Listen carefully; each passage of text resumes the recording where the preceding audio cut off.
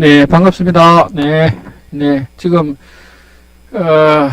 참가하시고 듣고 계시는데 좀 지칠 때 됐습니다. 그죠? 이제 끝날 때 다 돼갑니다. 끝날 때 다 돼가는데, 이제 이번 토론 시간에는 지금까지 발표 설명해 주셨던 내용들을 여러분들에게 좀 요약해드리고 나누고 뭐 걱정거리는 없는지 이런 것들을 좀 한번 생각해 보는 시간으로 가져보려고 합니다. 우선 오늘 이 토론에 참여해 주실 분들 각자 우리 저부터 해야 되겠네요. 저는 그 성공회대학에 근무하는 김용덕 교수고요. 이 프로젝트에는 자문위원이라는 이름으로 전체 이 프로젝트가 어떻게 굴러가고 있는지, 그래서 이게 어떤 의미가 있는지 이런 거를 뭐 중간중간에 평가하고 이런 역할을 하고 있습니다. 자, 그러면 우리 여기 제 옆에 있는 김호성 선생님부터 이렇게 자기소개 간단하게 해주시죠. 네, 안녕하세요. 반갑습니다. 저는 김호송이라고 하고 긍정적 행동 지원 응용행동 분석을 하고 있고, 지금 이 프로그램에서는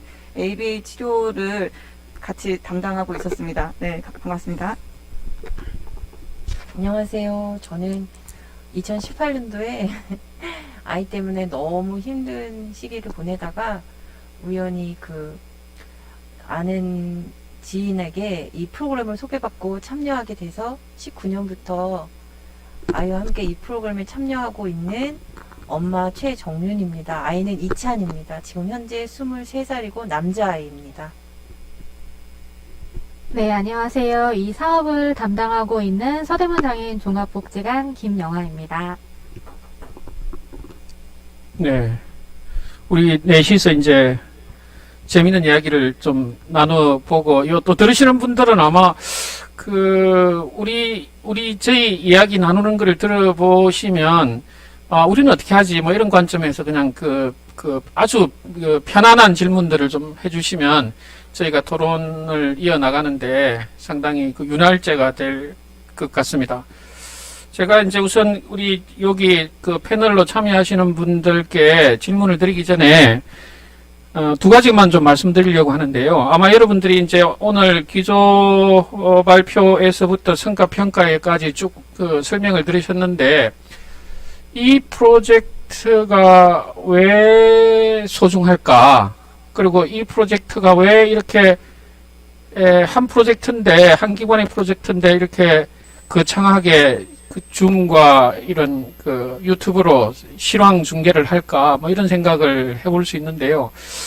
저는 사실 이제 이렇게 평가를 하고 있습니다. 우리가 지금 발달 장애인을 지원함에 있어서 가장 좀 뭐라 그럴까, 빅 도전, 가장 큰 과제 중에 하나가 이제 이 챌린징 비헤이비어라고 하는 이 도전 행동에 우리가 어떻게 적절하게 대응할 것이냐, 또 그리고 지원할 것이냐, 이런 이제 숙제가 있고, 이 숙제에 대해서 우리 현장이 상당히 여러 방식으로 지금 대응을 하고 해결의 실마리들을 찾아 나가고 있는 중인데, 이제 서대문 장애인 복지관이 이제 이 프로젝트를 지역사회 기반으로 풀어보겠다. 그 다음에 이 사회 참여의 터전을 만들어 보겠다. 도전 행동을 가진 사람들이 주도적으로 뭔가를 하는 그런 모델을 만들어 놓겠다. 이게 사실 이것만으로도 제가 보기에는 굉장히 야심찬 기획이고, 이제 이런 기획을 2년차까지 지금 수행을 해왔고, 근데 여기에 이제 우리가 예상치 못한 변수로 이제 코로나19가 등장을 했고, 코로나19가 등장하다 보니까 도전 행동의 지역사회 기반, 이게 사실 도전 행동도 긴밀한 신체 접촉, 긴밀한 커뮤니케이션이 핵심이기 때문에 비대면으로 이게 가능하지가 않다. 이게 일반적인 상식이고, 또 스포츠저들이 옆에 붙어서 이제 지역사회 활동을 견인하고 지원하고, 이거 마찬가지로 더 어려운 난제인 거죠. 그래서 이제 이 와중에 이 난제의 비대면 실험 아니죠. 비대면 시도를 했다. 이건 굉장히 이제 높이 평가하고, 우리도 굉장히 아슬아슬할 정도의 의문을 가질 수밖에 없는, 그래서 이제 이런 시도가 저는 현장에서 함께 공감되고 고민됐으면 좋겠다. 그래서 저는 이제 오늘 질문할 때 진짜 가능하고 진짜 의미가 있는지 일단 요걸 제가 여쭤볼 거고요. 그러면 이제 여러분들도 우리가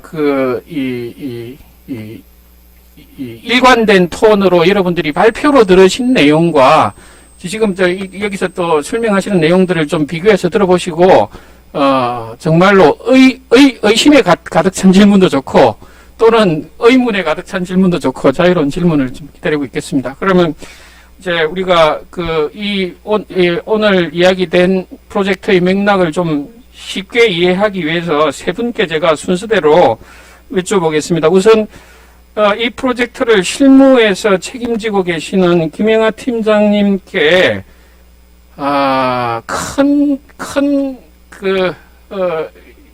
스케치로 평가했을 때 비대면 어프로치, 도전 행동에 대한 지역사회 베이스의 접근의 비대면 접근 정말로 가능하다고 생각하느냐? 이런 질문을 한번 드려보겠습니다. 네, 저희도 사실 이게 준비되지 않은 상태에서 불가피하게 이제 맞닥뜨려서 어쩔 수 없이 이제 비대면이라는 걸 준비해가면서 이제 시도를 했었잖아요.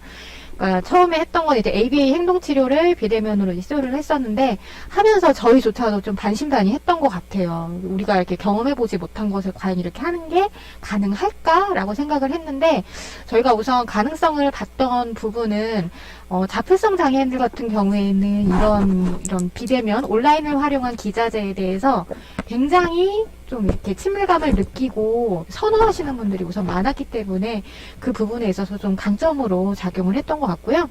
저희가 참여하신 10분이 다 이제 비대면 치료가 효과가 있었다라고 말씀드리기는 좀 어려울 것 같아요. 사실 이게 어려워서 도저히 안 되시는 분들도 한 2분 정도는 사실 계시기는 했었거든요. 그래서 모든 발달장애인이 이게 맞다라고 말씀드리기는 어렵겠지만 효과성 면에 있어서는 점점 하시면서 이분들도 적응해가고 효과가 드러나는 것이 분명히 보이는 부분이 있었고 가장 눈에 띄게 좋았던 부분은 저희 부모님들께서 그런 말씀을 해주셨어요. 기존에는 뭐 ABA든 다른 치료든 아이가 치료실에 들어가면 부모님은 그냥 휴식 시간 이렇게 약간 분절된 시간을 보냈었는데 지금은 부모님이 치료에 본인이 개입을 하면서 부모의 새로운 역할을 발견할 수 있는 계기가 되었다. 그러니까 이게 꼭 전문가에게만 맡겨서 되는 것이 아니라 우리 가족이 할 수 있는 역할로서 치료가 자리 잡게 되는데 비대면이란 방식이 도움이 많이 되었던 것 같아요. 그런 면에 있어서 저희는 앞으로 봤을 때 부모님들이 꼭 이런 것들을 전문기관에 의존하시기보다는 우리 가족의 힘으로 해결할 수 있는 역량을 이끌어냈다는 면에 있어서 굉장히 긍정적으로 평가를 하게 되었습니다. 네. 발달장애를 가진 사람들이 디지털 수단에 의외로 생각했던 것보다는 훨씬 더 잘 몰입되는 것 같다. 이건 사실 이제 여러 현장에 계신 분들이 하시는 말씀인데 이제 그런 맥락에서 실제로 우리가 생각했던 것보다 훨씬 유효한 방법인 것 같다. 이렇게 설명하시는 것 같고요. 그 다음에 좀 구체적으로 우리가 보면, 우리 이제 옆에 김호성 선생님이 계시는데, 이제 어제 이제 오늘은 이거를 밖으로 설명하는 공유회고, 어제는 저는 참석을 못했습니다만, 복지관 내부에서 이제 이용하신 가족과 김호성 선생님과 프로젝트에 관계된 분들이 우리가 지난 시간 동안 어떤 성과를 냈는지 서로 확인하는 시간을 어제 가졌다고 이제 들었습니다. 그래서 어제 그 성과 공유회 하면서 있었던 이야기를 중심으로 좀 구체적으로 이 ABA 전문가로서 이 비대면 방식도 유효하고 앞으로 어떻게 좀 확장됐으면 좋겠고 이런 말씀을 좀 조금 더 구체적으로 해주시면 좋을 것 같아요. 네, 일단 이제 저희가 ABA 치료를 한다라고 하는 의미는 어떻게 보면 지금 고민하는 도전적 행동을 좀 더 잘 지원하기 위해서 어떻게 보면 이용자분들이 어떻게 보면 부당하다고 느낄 수 있는 사회적 규칙을 우리가 계속 제시하고 있잖아요. 부모님이나 사회에서 뭔가를 하라, 하지 말라라고 계속 제시를 하는데 그 부분을 사실 잘 납득하지 못하면 거기서 저항하게 되고 또 화가 나게 되고 하는 데 있어서 이 규칙을 어떻게 하면 잘 이해시킬까, 우리가 왜 이런 것을 해야 되고 이런 것은 하면 안 된다라는 부분에 대해서 잘 설명하는 방법을 찾아가는 것이 이제 한 가지고, 또 한 가지는 이분들에게 어떤 화가 나는 상황이 생기거나 아니면 정말 충동적으로 통제할 수 없는 행동이 나타날 때 어떻게 하면 조금 더 적응적인 행동 방식으로 이것을 바꿀 수 있다라고 하는, 어떻게 보면 대체 행동을 알려주는 방식으로 이제 행동 지원이 진행이 되는데요. 어차피 이러한 부분들은 뭐 몇 번 잘 가르쳐 준다고 몸으로 잘 익혀지는 것이 아니고 시간과 노력을 들여서 오랜 시간 꾸준히 노출을 하고 또 치료실에서뿐만이 아니라 사회에서도 계속해서 그 일관된 메시지를 주는 그런 것들이 굉장히 필요한 상황에서, 어떻게 보면 약간 강제적으로 앞에서 말씀하셨던 것처럼 항상 치료자로서의 고민은 이것을 어떻게 일반할까, 그리고 부모님께 숙제를 드리면 사실 하기가 굉장히 어려우신 상황들이 많은데 어떻게 하면 부모님이나 주변에서도 이런 것을 같이 할까라는 고민을 했었다면 강제로 같이 할 수밖에 없는 상황들이 어떻게 보면 비대면의 방식이었던 것 같아요. 그래서 저희가 이러한 프로그램 내용을 영상으로 짧게 잘라서 여러 커트로 만들어서 가정에 보내드리고, 단순히 보내드리는 것뿐만 아니라 이것을 어떻게 진행하셨는지, 그리고 거기에 대한 어떤 반응은 어떠셨는지에 대한 피드백을 계속 점검을 하고, 그 피드백을 바탕으로 또 다음 회기를 계획하고, 그리고 이제 앞서 말씀하셨듯이 이용자분들 중에서는 이런 동영상이나 이런 기기를 굉장히 좋아하시는 분이 계신데, 사실 대부분은 공부하는 건 안 좋아하세요. 그래서 보고 싶은 영상들이 있으시기 때문에 그게 아니라 우리가 제시하는 이 영상을 잘 보도록 어떻게 동기 유발을 할지, 그리고 그것을 실제로 하는 부모님들도 요령이 필요하시거든요. 이걸 뭐 적절한 시점에 적절한 동기를 잘 제시를 해가면서 조금씩 욕심내지 않고 보여드려야 되고 노출을 시켜야 되는데, 이런 부분에 대한 코칭을 같이 제공하면서 진행을 했었는데, 말씀하신 것처럼 저희가 10몇 회를 진행을 하면서 확실히 기록에서 부모님들의 어떤 프로그레스가 느껴졌어요. 이 기록은 뭐 이용자분들이 직접 하는 건 아니고 부모님들이 몇 회를 받고 거기에 대한 어떤 반응이 있었고라는 피드백을 계속 주셨는데, 후반부로 갈수록 뭐 예를 들면 그 전에는 전혀 참여하지 않으셨던 분들도 저희가 뭐 문제를 해결해요라는 코너에서 뭐 답답하면 뭘 할까요? 뭐 화분에 물을 줘요. 뭐 창문을 열어봐요. 이런 제시를 하기도 하고, 여가 활동으로 간단한 그 율동 같은 것들을 제시하기도 하고 했는데, 그런 부분들에 대해서 우리 아이가 화분에 물을 주기 시작했다라든지 뭐 이런 보고를 해주시기도 했고, 또 한 이용자분 같은 경우는 소근육이 굉장히 어려워서 이런 소근육 활동이 굉장히 항상 힘들어하시고 참여하시지 않았던 모습을 보셨는데, 제가 비대면 하면서 뭐 예를 들면 종이접기를 아주 느린 페이스로 꾸준히 숙제로 보내드리고, 중간중간에 영상도 숙제로 받기도 하고 사진을 찍어서 받기도 하고 하면서 계속 참여를 독려했는데, 저희가 다시 대면으로 만났을 때 그 전에 참여하지 않았던 그 종이접기를 참여하는 모습을 보면서 이게 뭔가 그래도 들어가는 게 있구나라는 그런 생각들을 했었습니다. 네. 네. 우리 김호성 선생님 굉장히 긍정적으로 설명을 하시다가 마지막에 그 짧은 멘트 중에 그래도라는 단어는 살짝 좀 의문이 생기네요. 그래도라는 단어는 대면보다는 좀 맞아요. 못하지만 뭐 이런 단서. 네, 그런데 사실은 이제 그래도가 어떻게 보면 저희가 아마 대면을 진행해도 그래도는 들어갔을 것 같아요. 네. 왜냐면 네. 말씀하신 대로 10분 중에 모든 분에게 대면을 하든 어떤 치료를 하든 효과가 똑같이 나타나지는 않고 항상 어떤 곡선을 그리잖아요. 그래서 여기서도 마찬가지인 것 같아요. 네.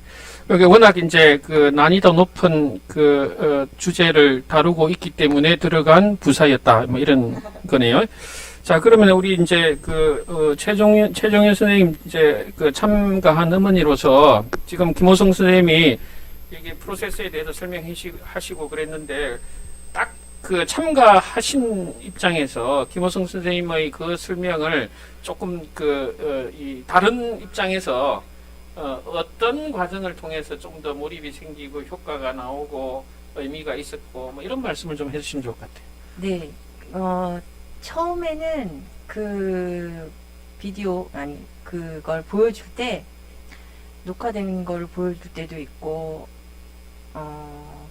실시간으로 보여줄 때도 있고, 이렇게 했을 때, 처음엔 그렇게 크다지 관심을 갖지 않았어요. 그러니까, 선생님 말씀대로 공부라고 생각을 해서, 공부하기 싫어요. 이렇게 거부하는 그런 모습을 보여줬었어요. 그래서 이렇게 하면은 안 되겠다라는 생각을 해서 찬이가 저희 아이가 좋아하는 강화물을 사용을 했어요. 뭐 음료수를 준다든가 아니면 그 특정 브랜드의 초콜릿을 준다던가 이런 식으로. 그래서 이거를 듣고 나면 엄마가 이걸 주겠다. 그렇게 약속을 해서 그렇게 하게 됐고 그게 이제 횟수를 거듭하면서 긍정적인 순으로 나타난 거는 예배도 주일날 동영상으로 1시간 반을 보게 됐어요. 그랬고 작년에 그 치료실에 들어가는, 그러니까 아이를 데려다주고 밖에서 기다리고 안에서 이루어지는 치료 수업이 어떤 건지 사실은 몰랐어요. 그냥 우리는 나중에 부모님 들어오세요 해가지고 오늘 찬이 잘했고요. 뭐 반응도 좋았고요. 뭐 이렇게 얘기하시면 그런가 보다라고 생각을 했지. 안에서 이루어지는 치료 교육이 어떻게 이루어지는지를 전혀 몰랐거든요. 그런데 올해는 이제 그 동영상으로 보게 되고 그 실시간으로 보게 되고 하면서 아, 이런 수업이 이루어졌었고 이렇게 도움을 줄 수 있었구나. 그러면서 엄마가 선생님이 되는 그런 기회가 됐던 것 같아요. 제 스스로 그 동영상에만 맡기지 않고 제가 해보고 아이한테 또 시켜보고 그리고 키트가 오면 키트를 제가 밤새 코팅을 해서 가위를 자르고 뒤에 보슬이 가스리를 붙이면서 우리 아이가 조금씩 더 나아질 걸 기대하면서 했던 것 같아요. 네. 그래, 우리 어머님 말씀 중에 제가 약간 꼬투리를 또 하나 잡아보면, 네. 그 예배를 1시간 봤다고 그랬잖아요. 1시간 반. 1시간 반. 네. 그게 꼭 이 프로그램, 이거 효과가 아니라, 네. 워낙 우리가 생소하고 신기한 경험이기 때문에 몰입했다고 생각할 수도 있지 않을까요? 아니요.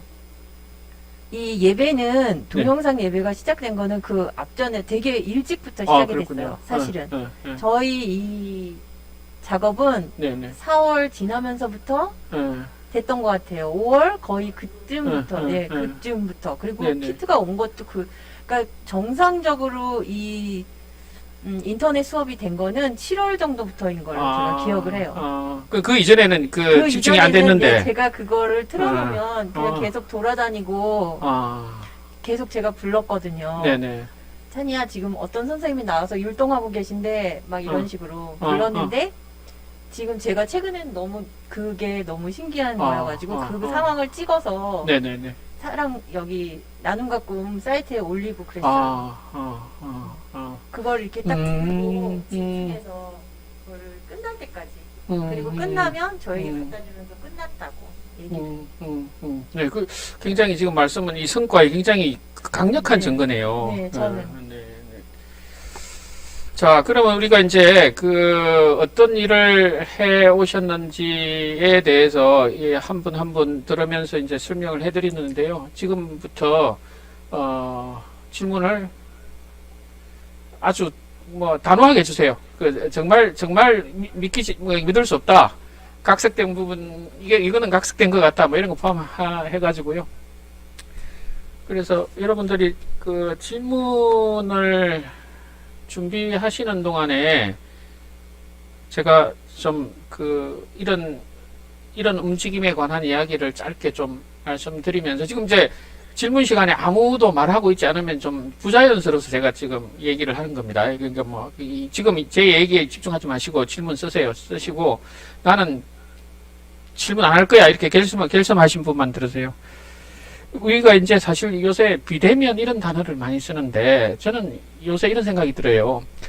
이 단어가 틀린 단어다. 왜 틀린 단어냐 하면 우리가 비대면, 이게 단어는 어떤 시대를 반영하는데 비대면이라는 말은 어느 시대에 적합한 언어냐 하면 전화기 시대, 전화기가 주로 통신수단인 시대에 전화로 이야기할까요? 만나서 얘기할까요? 대면할까요? 비대면할까요? 이때 만들어진 단어죠.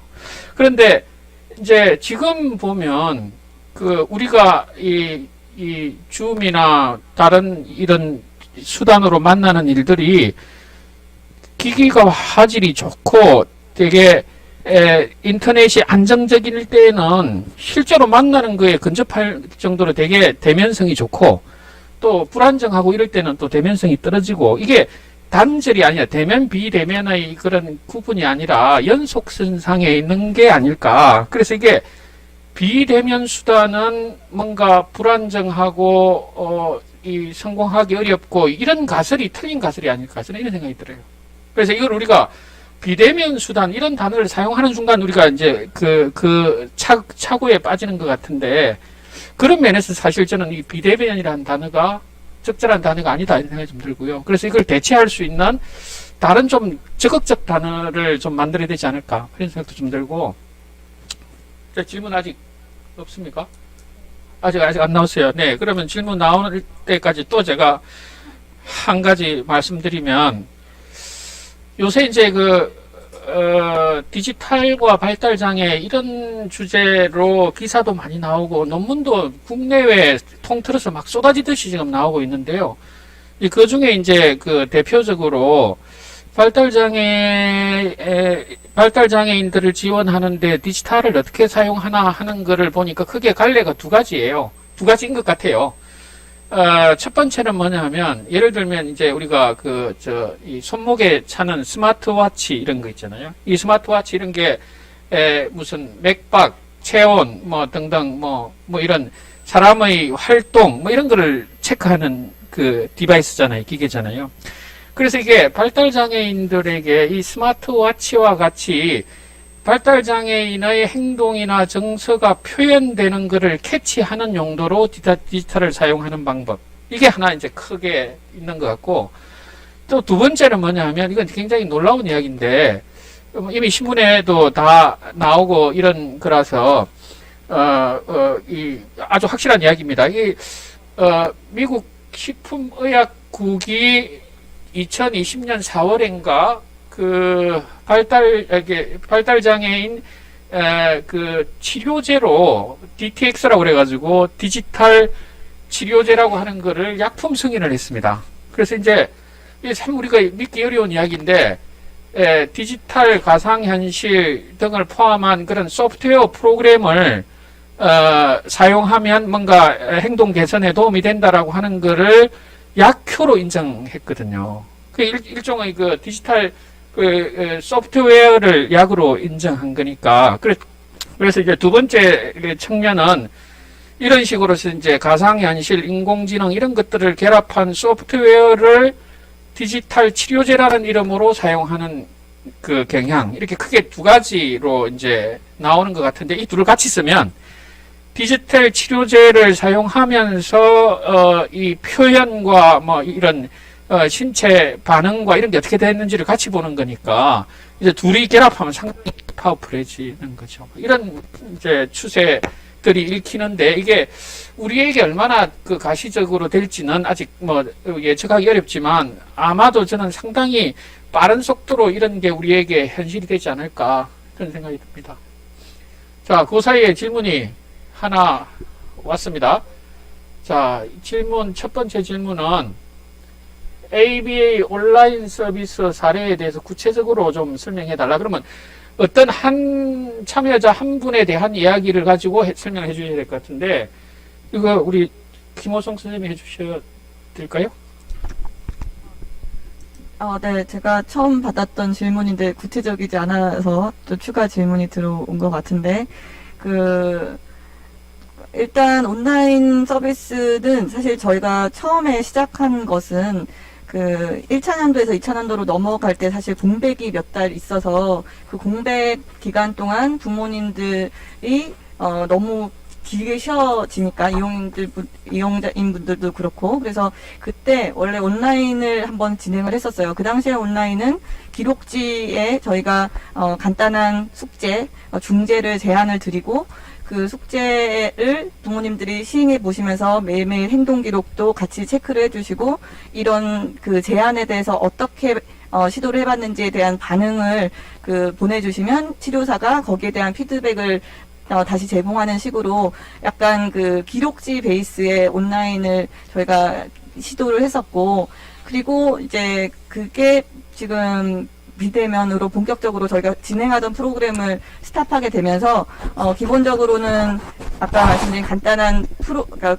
기존의 그 대면에서 그 현장에서 진행하는 프로그램만큼은 아니지만 훨씬 더 간단 버전의 뭐 감정을 알아요, 아니면 감정 조절을 해요, 문제를 해결해요, 그리고 저희가 지금 큰 주제로 하는 그 경제 개념, 그 이런 그 프로그램들을 여러 가지 시각적 지원과 함께 이제 저희가 설명을 해드리고, 그 설명해드린 영상을 이제 찍어서 보내드리면 그 키트를 활용해서 참여하실 수 있는 부분은 참여를 해서 어떻게 참여했는지를 받는 것. 그래서 저희가 영상을 만들어서 보내는 것과 그 영상을 어떻게 진행했는지에 대한 피드백을 받는 것까지를 이제 저희가 그 비대면으로 이제 진행을 하게 됐었습니다. 그래서 뭐 그러니까 아주 개별화되기는 좀 어려웠던 부분이 있었던 것 같은데, 그렇죠. 그래서 그 개별 특성이 다른 부분이 있고 정보 네, 요거는 하지 말고 이따가요. 네, 오케이.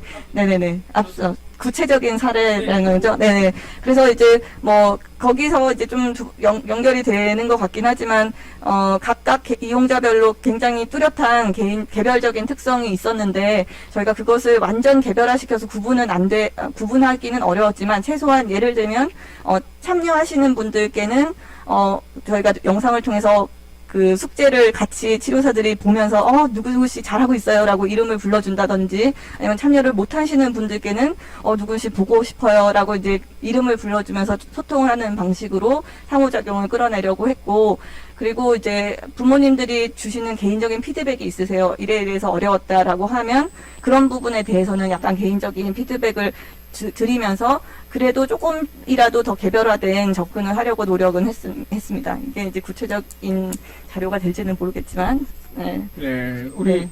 그게 자료로 어디 표현 그게 공개하기가 그게 일반 공개하기가 좀 어려운 그 서비스 자료라 그죠? 그런 한계가 있겠네요. 이게 실제로 개인의 이야기가 그대로 좀 드러나면 이제 설명 보충이 될 것 같은데, 네, 그러면 하여간 일단 우리 이 구체적인 운영 사례에 대해서 이제 일단 말씀을 하셨고, 더 또 궁금하시면 또 질문해 주시면 될 것 같고, 두 번째 질문은 이용인들의 개별 특성도 다르고 이런 그 정보에 접근할 수 있는 격차 이런 것도 있고 다 다른데 이게 보편적으로 적용할 수 있을까? 비대면이 보편 방식으로 나아갈 수 있을까? 이런 질문인데, 이거는 일단 우리 이 최정현 선생님이 먼저 간단히 말씀 좀 이렇게 경험을 통해서 이게 일반적인 건지 자녀분의 이게 좀 특징적인 건지 한번 말씀해 주시고, 이어서 김영환 선생님이 어떻게 생각하시는 것 같이 좀. 그래요. 이게 네. 저희 아이 같은 경우에는 글을 읽을 수는 있는데 그 글을 그냥 통째로 읽는 거지 그 문자의 뜻을 이해하는 거는 아니에요. 그래서 반복해서 계속 그 영상을 보여줬고, 그 영상 중에서도 아이가 특히 관심 있어 하는 부분들을 보여줬던 것 같아요. 그리고 아이가 어려워하면은 과감하게 그 부분은 삭제했었고요. 선생님한테는 죄송하지만 5가지가 있으면 한 3가지 정도를 집중해서 하는 그런 식으로 저는 진행을 했었고, 특히 경제를 배워요에서는 아이가 이제 무분별하게 사달라고 하는 게 되게 많거든요. 근데 돈을 벌어야지만 원하는 것을 살 수 있다라는 거를 계속 강조했어요. 그리고 찬이는 사실 직업을 갖기 위해서 직업 훈련을 받는다던가 그런 기관에 많이 갔었는데 매번 거절을 당했어요. 그 도전적 행동 때문에. 그래서 그거를 이제 좀 네가 그랬기 때문에 거기를 못 갔다라는 거를 가르쳐 주기 위해서, 그리고 네가 원하는 거를 얻을 수 없다라는 걸 가르쳐 주기 위해서 저는 경제를 배워요를 굉장히 많이 틀어줬던 것 같아요. 그래서 제가 만약에 오늘 같은 경우에도 나올 때 엄마 지금 일하러 간다. 일을 해서 돈을 벌어서 네가 원하는 걸 사주기 위해서 지금 나간다라고 얘기하면 안녕히 다녀오세요 이렇게 얘기해. 그리고 저희 아이가 안경을 좋아해서 엄마가 네 안경을 사러 지금 일하러 간다고 그렇게 말하면 굉장히 나이스하게.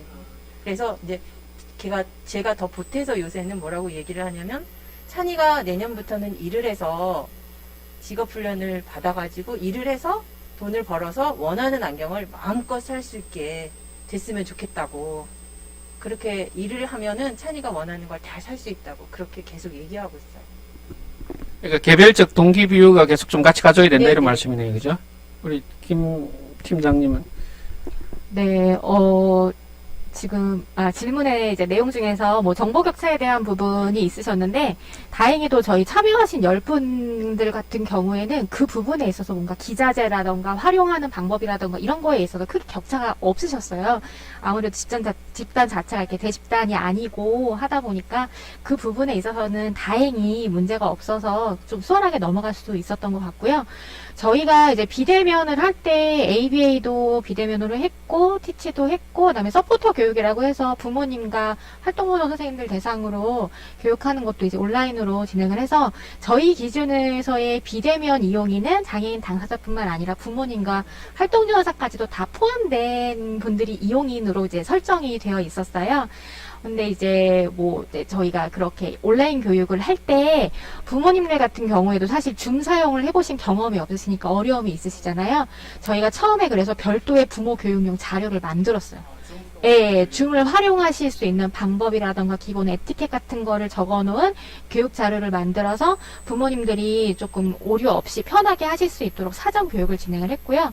ABA도 마찬가지로 저희가 당사자에 대한 ABA 치료 접근도 하지만 온라인 코칭을 병행을 해서 진행을 하고 있어요.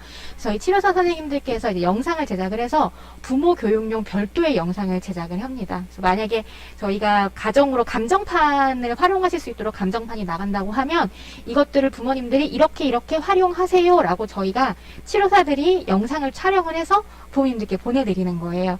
그러니까 이런 식으로 그냥 치료만 영상으로 보내고 끝이 아니라 그걸 활용하기 위한 다른 주변 것들도 다 영상으로 제작을 해서 올려드리고 있고, 활용하는 뭐 디바이스나 이런 거에 있어서도 뭔가 특별하고 별난 어플을 새로 만든다던가 이렇게 하는 것보다는 기존의 부모님들과 참여자분들이 익숙하게 활용하셨던 카카오톡이나 밴드, 줌, 유튜브 같은 기존에 익숙한 기재를 좀 활용을 해서 최대한 부담감을 줄이실 수 있도록 그렇게 진행을 했습니다. 적절한 믹스, 그죠? 예, 그게 이제 비결이다.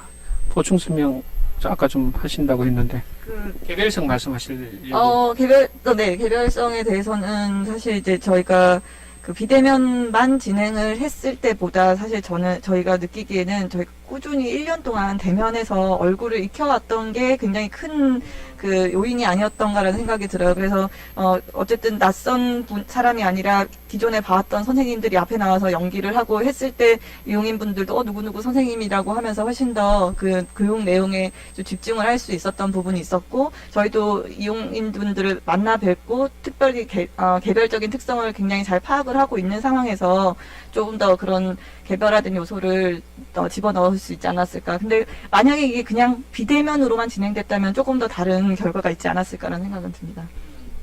네네. 자, 이제 질문이 조금 많아졌는데요. 자, 이게 시간상 우리 더 마냥 길게 이게 스튜디오를 쓸 수 있는 시간이 있어서 정리를 해야 되죠. 그럼 이제 지금까지 주신 질문만 해결하고 이제는 질문 주지 마십시오. 네, 이제 그 질문 3, 4, 5 이 세 질문을 이야기하면 이제 우리가 마무리를 해야 될 것 같습니다. 질문 3, 4, 5가 뭐냐 하면요. 질문 3은 또 이제 이게 되게 구체적인 게 궁금하신데 프로그램 진짜 어떻게 진행하셨나요? 이런 진짜를 수식을 붙여야 될 것 같아요. 진짜 어떻게 진행하셨나요? 이게 질문 3이고요. 질문 4는 온라인 줌으로 진짜 어떻게 했어요? 이렇게 질문한 거예요. 그죠? 그럼 이게 이제 질문 3은 우리 김호성 선생님이 답을 해주시고, 질문 4는 그 김영하 팀장님이 해주시고, 그 다음에 질문 5가 뭐냐면 당사자 집중 시간이 대면하고 비교했을 때 어느 게 더 집중을 많이 할 수 있을 걸로 보입니까? 이거는 우리 최정현 선생님께서 답해 주시고, 그러면 이제 순서가 3번, 4번, 5번 이렇게 되죠. 그래서 예. 김호성 더 선생님 구체적으로요. 네네. 말씀을 드려야 더 구체적으로 말씀을 드려서 예를 들면 약간 프로그램은 이제 주제별로 예시를 드리자면 저희가 뭐 소셜 스토리 이런 기법들을 사용하기도 하고 그 시각 지원판을 만들어서 사용을 하기도 했는데 뭐 예를 들면 문제를 해결해요라는 코너라고 하면 너무 답답해요. 어떻게 할까요? 라고 하는 것들을 이제 시각적 지원으로 만들고 선생님이 일단 설명을 해주세요. 뭐 너무너무 답답해요. 이럴 때는 어떻게 할까요?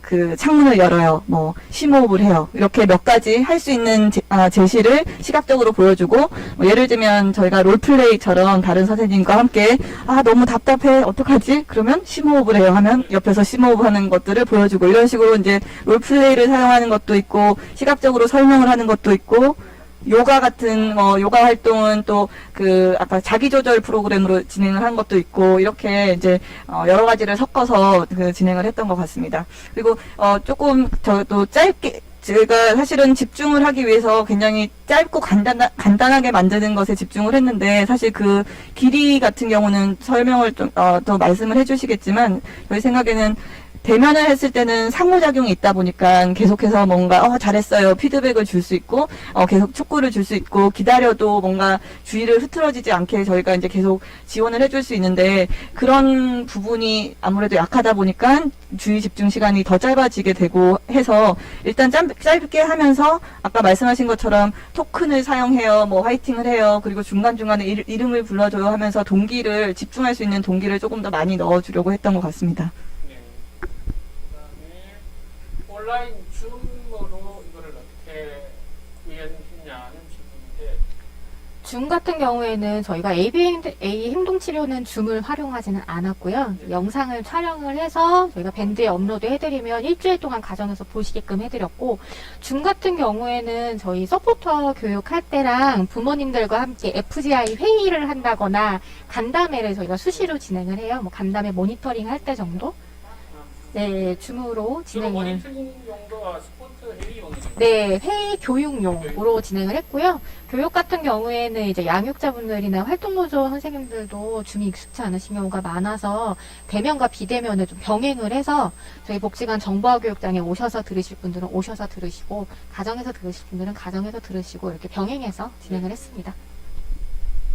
네, 우리 집중 시간. 집중 시간은 그 집중 시간은 제가 안에 들어가서 어떻게 이루어지는지는 잘 모르고 이제 대면을 선생님들 잘 모르시니까. 네네네 선생님들께서 이제 찬이가 오늘 잘했다 내지는 오늘 찬이가 좀 어려웠다 들어올 때부터 그런 날은 뭐 여지없이 갈 때부터 별로 상태가 안 좋을 때가 좀 있었어요. 그럴 때는 좀 안 좋았었고요. 근데 이제 온라인 교육을 할 때는 아이가 비교적 기분이 좋고 지금 이런 교육을 해도 아이가 잘 참여하겠다 싶을 때 시도를 하니까 비교적 교육이 잘 됐던 것 같아요. 그래서 영상 녹화가 되어 있던 거를 저는 자주 이용을 했고요. 저는 이제 오리고 붙이는 거를 정말 많이 사용했고 또 제가 자체적으로 이제 찾아보고 만들어서도 하고 그래서 냉장고 한 면 전체를 아이와 함께 많이 이용한 것 같아요. 그래서 저는 보통 그 교육을 하면 적어도 짧을 때는 10분 정도, 길 때는 30분까지 가능하게 했었던 것 같아요. 그리고 이제는 그거를 좀 적용을 해서 생활 속에서 감정을 배워요 같은 경우에는 찬이가 지금 화가 났을 그 상황을 제가 설명하면서 이럴 때 이 감정이 화가 나는 감정이다. 또 슬플 때 자기가 얻고 싶은 거를 얻지 못할 때 좀 슬픈 감정일 것 같을 때는 네가 지금 이래서 얻지 못하는데 지금 너 슬플 거야. 기분이 나쁘고 우울하고 엄마한테 뭔가 얘기하고 싶을 것 같아. 이렇게 제가 이런 감정이 슬픈 감정이라고 가르쳐주는 그런 상황이 됐어요. 저는 사실은 비대면 교육을 하면서 올해가 제가 가장 많이 변한 것 같아요. 어찌 보면 아이는 하나도 안 변했을 수 있어요. 근데 제 자신이 변했어요. 그리고 제가 변하니까 아이가 다르게 보이고 이 아이가 왜 이렇게 나를 괴롭힐까? 내가 들어가면 왜 이렇게 나한테 계속 퍼붓지? 왜 같은 말을 나한테만 계속하지? 막 그렇게 생각했었어요. 그게 너무 힘들었는데 이 비대면 교육을 하고 이 비대면 시대가 되면서 제가 생각한 게 이 아이가 나밖에 소통할 사람이 없었구나. 내가 그걸 몰랐구나 라는 생각을 하면서 내가 가슴을 쳤어요. 그리고 나니까 내가 이 아이가 나한테 하는 얘기가 굉장히 좋게 들리고, 그래, 순서를 정해서 횟수를 정해서 이만큼은 들어주자. 내가 계속은 들을 수 없지만 하루에 10번씩 들어주자라고 정해서 토큰판을 만들었어요. 그러니까 그리고 아이가 하는 말을 썼어요. 그 단어를. 으뜸안경에 가요. 으뜸안경 사고 싶어요. 저희 아이는 그 얘기를 계속 하거든요. 그걸 썼어요. 그래서 하루에 10번 하면 그걸 이제 토큰을 붙이는 거죠. 아이가 알아요. 처음에는 그걸 오버해서 얘기를 했는데 이제는 하루에 3번밖에 안 할 때도 있고 많이 할 때는 한 8번까지 할 때가 있고, 그렇게 하면서 저는 이 비대면에 오히려 엄마가 치료사가 되는 경험을 한 좋은 해였던 것 같아요. 결국 이제 가족 함께하는 사람의 이제 주도적 지원, 주도적이 될 수 있도록 지원하는 이런 것들이 중요하다. 대면 비대면을 딱 구분해가지고 어느 쪽이 일반적으로 더 높다 이렇게 이야기하기는 어렵다 이런 말씀인 것 같고요. 자, 그 사이에 질문을 주시지 말라고 부탁을 드렸습니다만 저희를 또 실망시키는 세 개의 질문이 있습니다. 3분이 질문을 하셨는데 질문 읽어드릴게요. 질문 6은 향후 조금 더 계획하고 있는 비대면 서비스에 대한 방향을 알고 싶습니다. 그 다음에 7번 자녀가 지역사회의 삶을 위해서 또 다른 어떤 지원을 하면 좋을지 알고 싶습니다. 그 다음에 질문 8번 코로나로 인하여 참여 가족들의 어려움, 이거 어떻게 해결할까요, 이 질문을? 자, 그럼 이거 지금 이 질문을 5분 안에 끝내는 걸로 하고요. 해결하는 걸로 하고. 7번, 네. 우선 그러면 먼저 말씀하세요. 7번에 대해서 가족 어려움. 짧게 1분. 네. 네네. 저는 지금과 같은 이런 지지, 그리고 교육의 필요성을 반드시 느끼고요. 네네. 제가 이 3년 프로그램에 들어온 게 굉장히 행운이지만 다른 친구들도 다른 부모님도 이런 경험을 했으면 좋겠고, 제가 2018년도에 겪었던 그 똑똑한 겨울을 다시 또 겪게 되지 않기를 너무 바라고, 그리고 몇 년 후에 내가 다시 또 원위치로 돌아가 있을까봐 너무 두려워요, 사실은. 그래서 지금과 같은 이런 지원이 사회에서 체계적으로 그 발달장애, 특히 자폐 장애인들한테 좀 있으면 좋겠다. 네. 그런 생각입니다. 자, 그러면요, 시간상 제가 6번, 7번은 제가 답변 드리는 걸로 마무리하겠습니다. 이게, 마침, 저도 사실은 오늘 이 진행을 위해서, 아침에 일찍 일어나서 공부를 좀 했거든요. 공부를 하다 보니까 뭐 이런저런 자료를 좀 봤는데, 지금 질문 6과 질문 7은 아마도 이제 이 서대문복지관이 이 프로젝트의 3년차를 어떻게 할 것이냐, 이런 문제하고 관련이 있는 것 같아요.